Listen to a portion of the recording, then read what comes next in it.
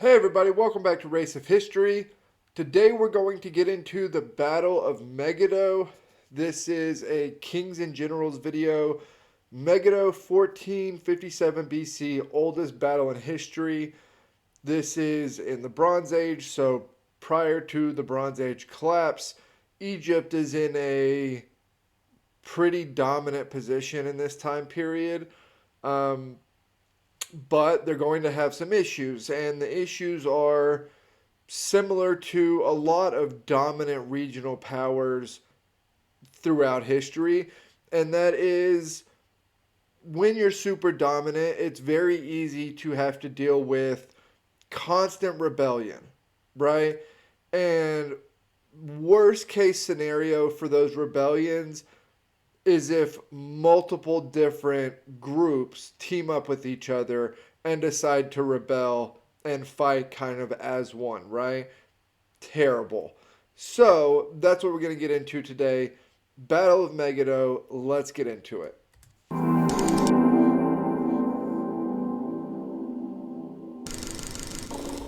By the 15th century BC, Egypt's pharaohs conquered a mighty empire whose frontiers stretched from Nubia to Syria.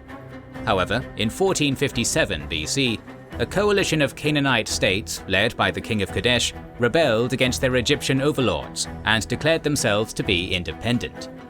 The response from Egypt's pharaoh Thutmose III was swift and culminated in what has become known to us today as the Battle of Megiddo. Welcome to our video on the first battle in history for which there is any sort of detailed record. For much of human history, the ancient land known as Canaan was at the crossroads of continents and civilizations. Since the earliest days of a united Egypt around 3000 BC, trade between the Kingdom of the Nile and areas of the Levant has been recorded in ancient texts and inscriptions, with plenty of archaeological evidence uncovered in modern times to support this. All sorts of goods, from pottery, tools, wheat, wine, and cedarwood, were exchanged between the peoples of both lands. Unlike Egypt, which was a large country and had been politically unified for most of its Bronze Age history, Canaan had always been fractured into a patchwork of petty city-states and small kingdoms. An entrepreneurial people, many Canaanites, or those of Canaanite ancestry, had also settled in Egypt and lived amongst the country's native inhabitants for centuries, especially between the years 2000 to 1650 BC. Perhaps for the... That's actually pretty common in Egyptian history, and it makes it hard sometimes to determine whether like an invasion happens or if a group kind of came in, settled, stayed there for a long time, and then gradually kind of got power, right? And you can see why, because if you have so take the example of the Canaanites, right? If enough Canaanites move to Egypt and they start to grab power and then dominate a region, that's not really an invasion, right? But sometimes it's hard with the older text to determine whether that's what happened or if there were just happened to be Canaanites there and then, there actually was an invasion. So sometimes it's kind of hard to decipher exactly what happened because of that, because it was common for people in the surrounding areas to move to Egypt. And of course it was, especially in time periods where Egypt was doing well and trade was flourishing and it was a, wealthy civilization. Of course that would draw people from surrounding regions to it, right? That's the case always in history. These reasons, Egyptian rulers didn't see their Canaanite neighbors as a threat. This all changed in the 17th century BC, when a people known as the Hyksos came to power in the Nile Delta region. Though many scholars today contend that they may have arrived and settled in the country peacefully over several generations, the inscriptions of later Egyptian pharaohs, as well as the chronicles compiled by scribes and historians such as Manetho many centuries later, tell a very different story. According to these sources, the Hyksos were invaders from Canaan who burned cities and razed temples to the ground, while cruelly oppressing Egypt's native inhabitants. See what I mean? And so that's where the arguments come in, right? And it kind of depends on who you believe and what your thought process is on it, because it's hard to decipher exactly which one happened. And that makes a huge difference on the overall story, right? It makes a big difference on whether these people were just settled here or whether they actually invaded. Like, it totally changes the direction that that the story goes. Regardless of the truth of their arrival, the kings of the Hyksos, who constituted Egypt's 15th dynasty, eventually went on to rule a large part of the country for well over a century from their capital at Avaris in the northeastern Delta region. While their grip on northern Egypt was secure, the Hyksos kings could not effectively control the southern portion of the country, and eventually rival dynasties arose to challenge them. One of these, which became Egypt's 17th dynasty, was from the city of Thebes, and its last two kings, Seqenenre-Tau and his son and successor Kamose, led a war of liberation against the Hyksos. Kamose's younger brother, Ahmose, decisively defeated and chased the last Hyksos ruler out of Egypt, reunifying the country in the process. Perhaps due to such significant events, Ahmose is recorded by later chroniclers and historians as the first king of Egypt's 18th dynasty, and his reign, which began around 1550 BC, as being the start of the era in Egyptian history known as the New Kingdom. Until that time, Egypt's rulers had been mostly content to simply rule their own country, while establishing trade relations with their neighbors, and the few military campaigns that had extended far beyond the Nile's first cataract in the south, or the frontiers of Canaan to the east, were more punitive raids than attempts to permanently seize territory. By the mid-16th century BC, this policy had changed. The Hyksos' takeover had taught the Egyptians that they were vulnerable to attack, especially from Western Asia. What also must have been alarming to them is that, unlike in the past, there were now several large expansionist states competing for hegemony of that region, including the Mitanni, the Hittites, and the Babylonians, all of whom, should their rulers decide to one day invade Egypt, would almost certainly march their troops through Canaan. Therefore, Yeah, and so you've got a couple of things kind of going on right here. One, that could be used as a buffer zone, right? You have a buffer zone before you get to actual Egypt. So if you have one of these regional powers that are, in the northeast, you can essentially have an area that they would have to get to that would give you a heads up. You could march an army out there. The whole idea being you want as much time as possible, and if there's going to be this big war, the further kind of away from your borders, the better, right? If you're fighting in the middle of your country and you lose, you have essentially lost that area of your country.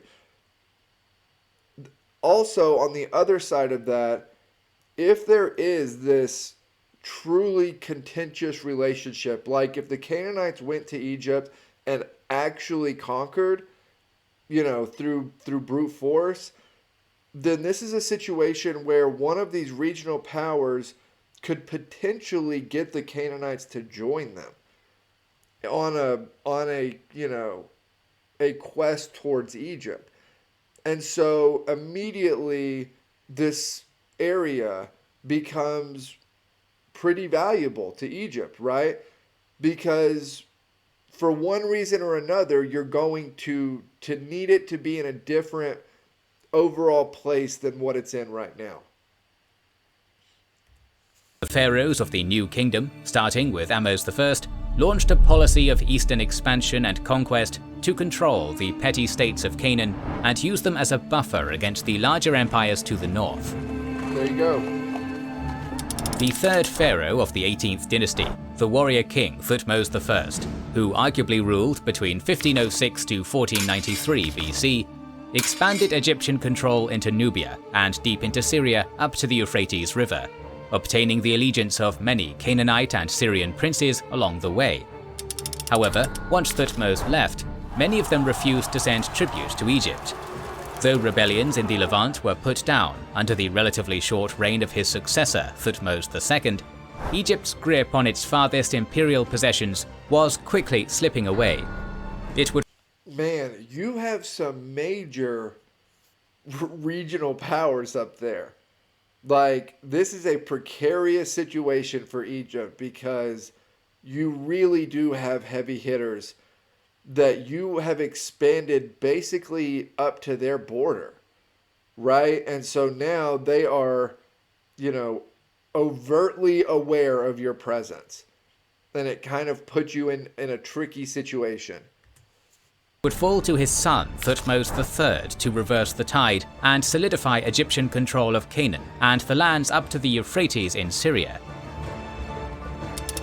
Most scholars today believe that the pharaoh who would become Thutmose III technically became the ruler of Egypt around 1479 BC at the age of 10. Since he was just a child, his stepmother Hatshepsut, who was also his aunt, was designated to rule as regent in his stead until the young Thutmose III came of age. Hatshepsut was an extremely powerful woman, for not only was she the daughter of the great Thutmose I, but also the widow of her half-brother Thutmose II. By the 7th year of her regency, she had assumed the title of Pharaoh of Egypt, and although Thutmose III was co-ruler, the true power in Egypt was in the hands of Hatshepsut. Hatshepsut commissioned the construction of many new buildings and expanded others all over Egypt and parts of Nubia, including the great Temple of Karnak and her mortuary temple at the site of Deir el-Bahri. She also sponsored large trade expeditions to faraway countries, the most well-known being one sent to the land of Punt for the acquisition of myrrh, ivory and gold.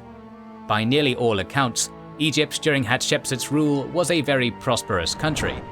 However, her apparent lack of attention to military matters had led to many of Egypt's vassals, including its client kings in Canaan, to gradually obtain more autonomy for themselves.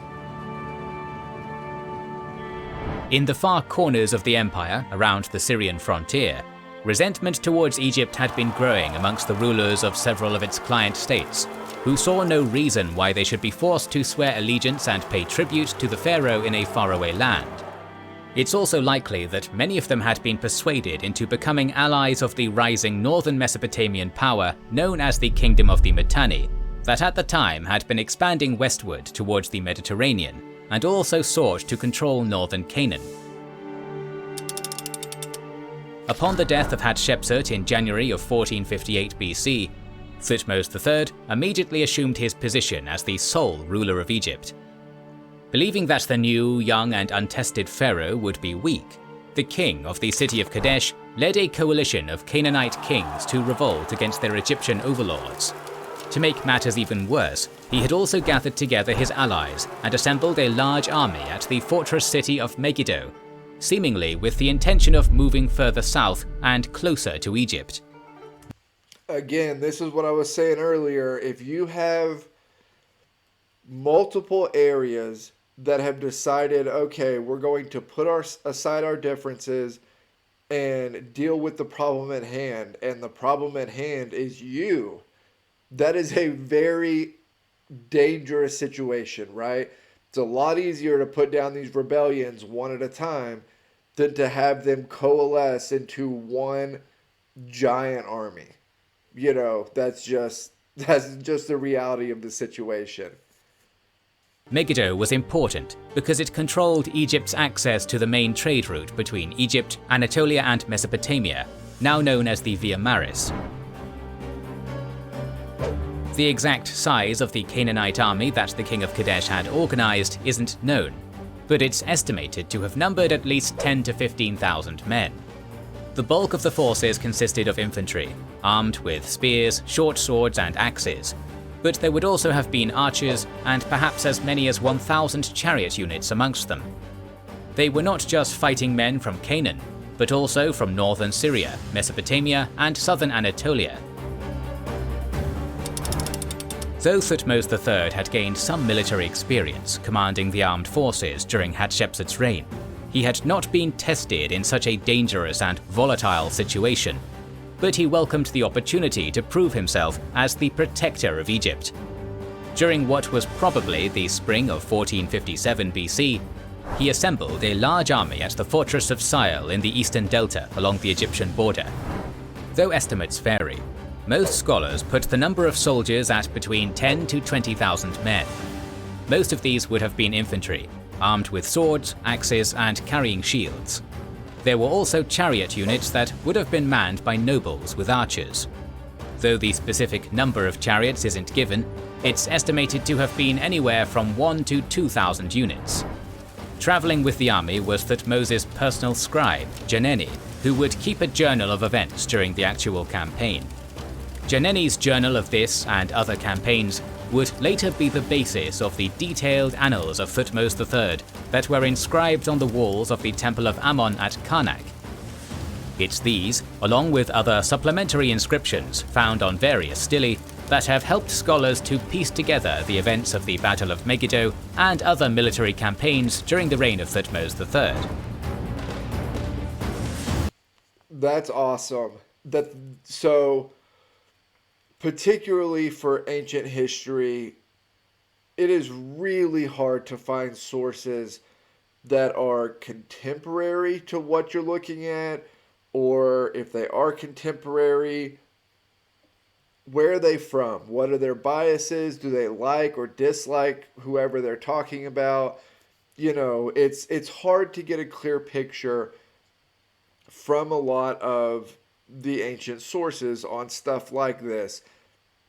Having a scribe be, with the pharaoh on campaign is about the best you can get.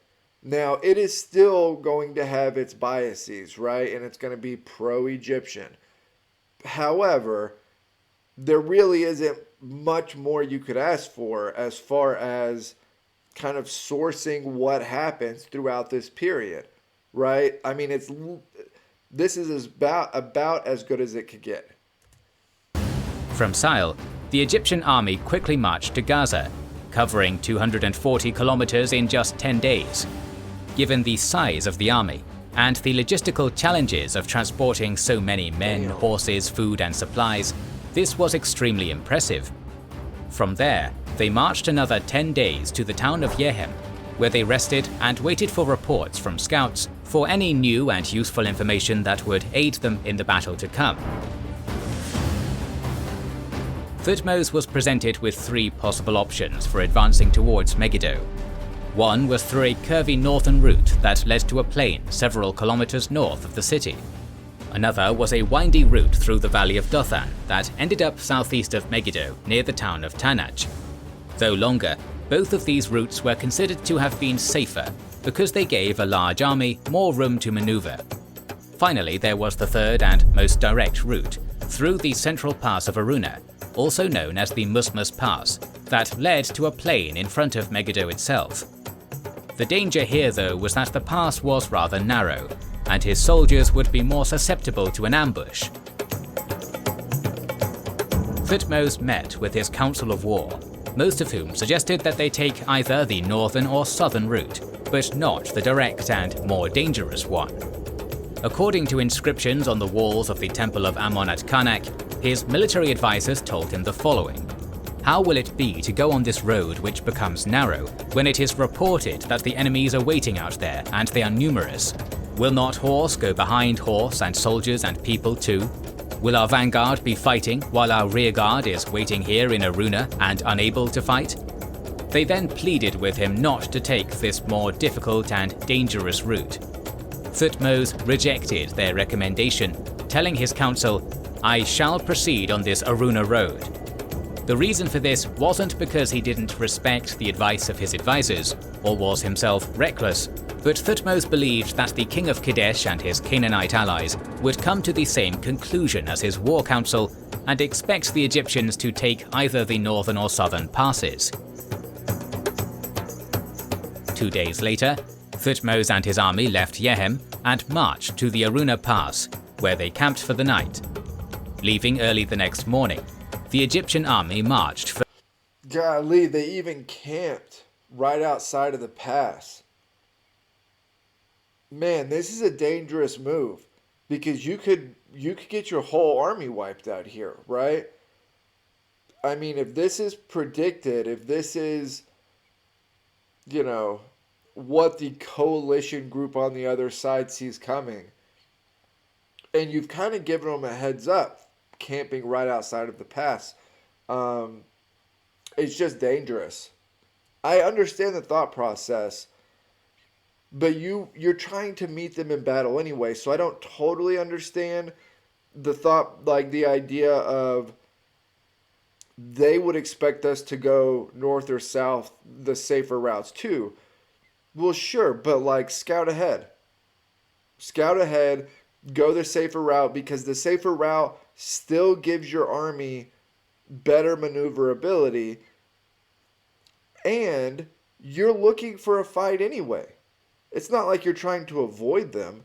You're looking for a fight. So if they are north or south and are, like prepared for a battle, then give them a battle. That's at least my thought process on this. This is just dangerous. further along the pass towards the city of Megiddo. Scholars have estimated the entire convoy to have reached a length of nearly 20 kilometers long, as the soldiers, horses and chariots traversed through the narrow Aruna pass. At the head of the army was Thutmose himself. It was a tough journey, with the pass being only 30 feet wide in some areas, but by nightfall they were able to make it all the way through, reportedly without any Canaanite resistance.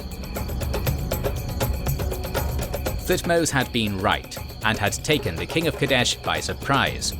He had not expected the Egyptians to come through the central pass, and instead had concentrated the bulk of his forces around the other two. Only a small detachment of soldiers guarded the mouth of the pass by Megiddo, and these were quickly dealt with. Setting up camp by the Kina Brook, Thutmose and his men rested for the night. Early the next morning, the Egyptians crossed the Kina Brook and attacked.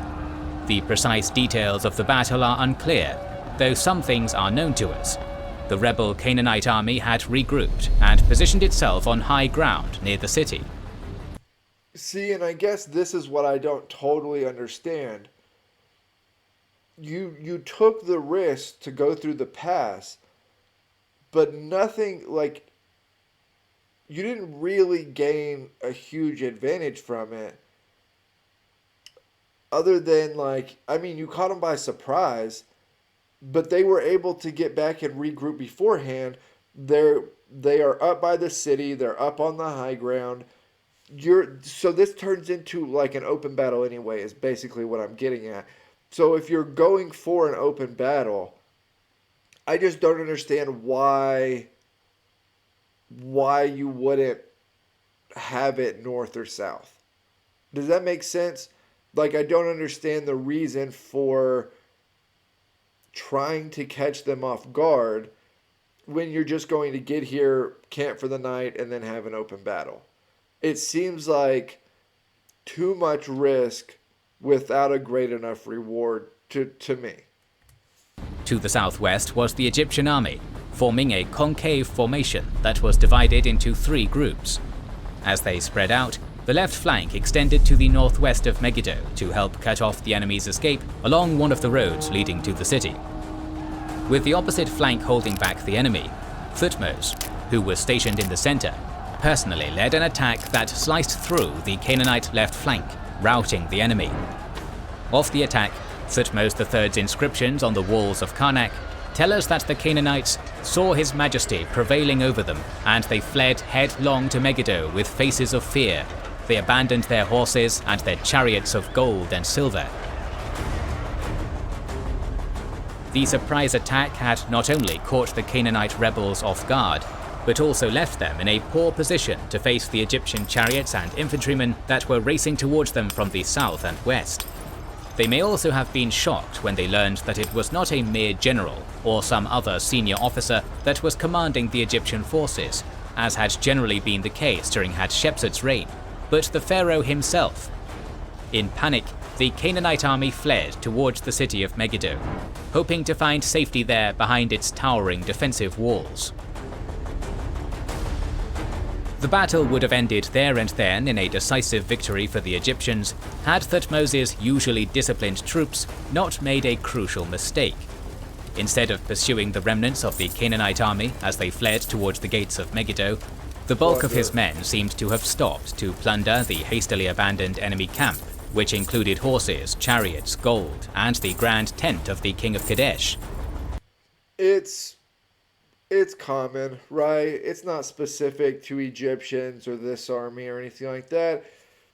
When the opposite army completely routs, they leave their camp undefended. Their camp has all of the stuff they're traveling with, right?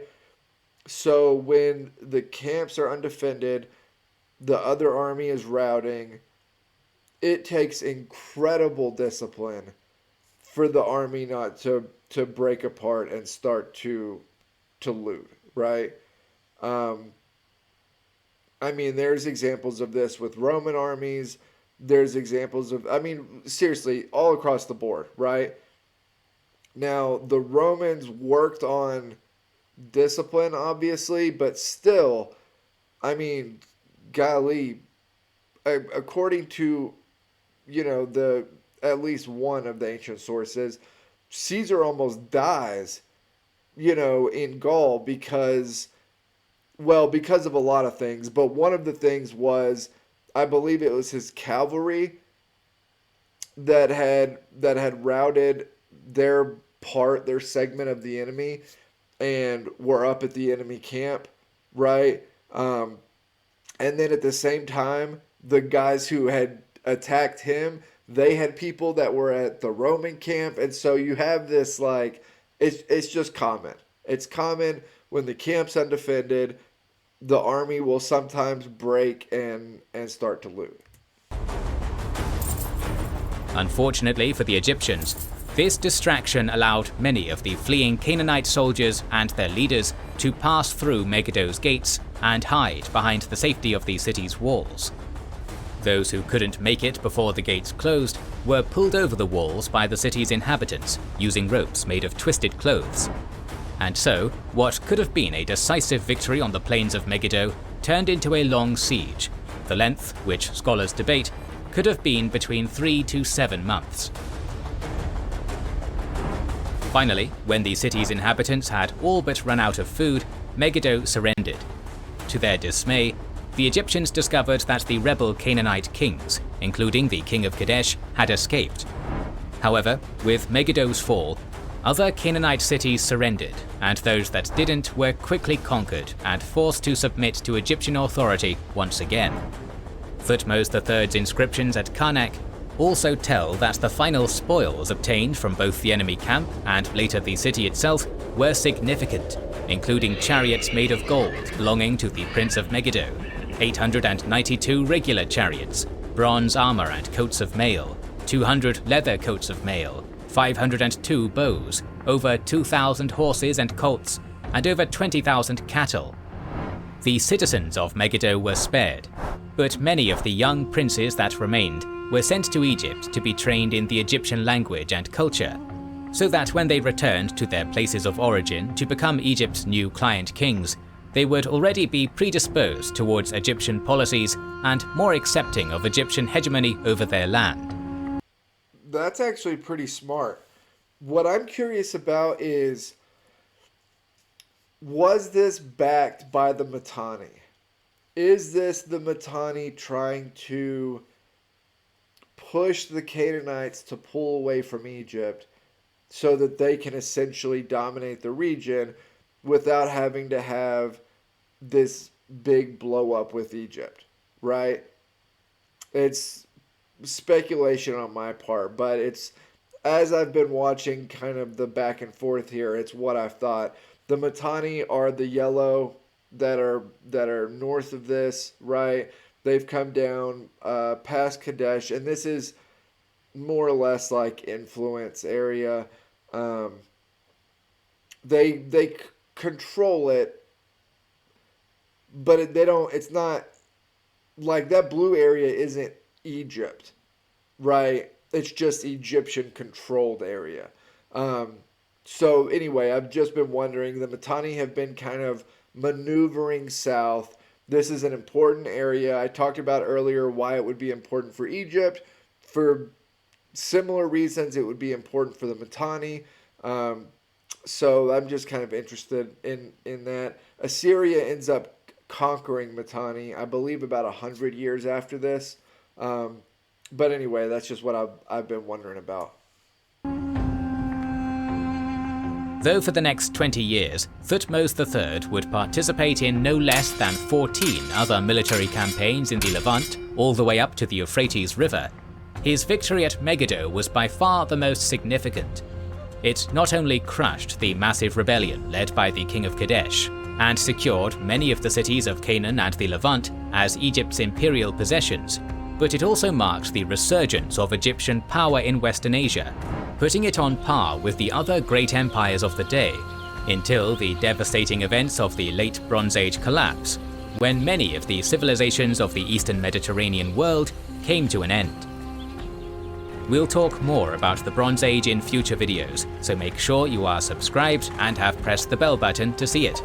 Please consider liking, commenting and sharing, it helps immensely. Our videos would be impossible without our kind patrons and... Okay, so that was the Battle of Megiddo, oldest battle in history by Kings and Generals. This was a good one. I like Kings and Generals videos. They're well done. But as always, like, comment, subscribe. Help me keep building the channel over here. I'll put the Discord link down below. And I'll see you all next time.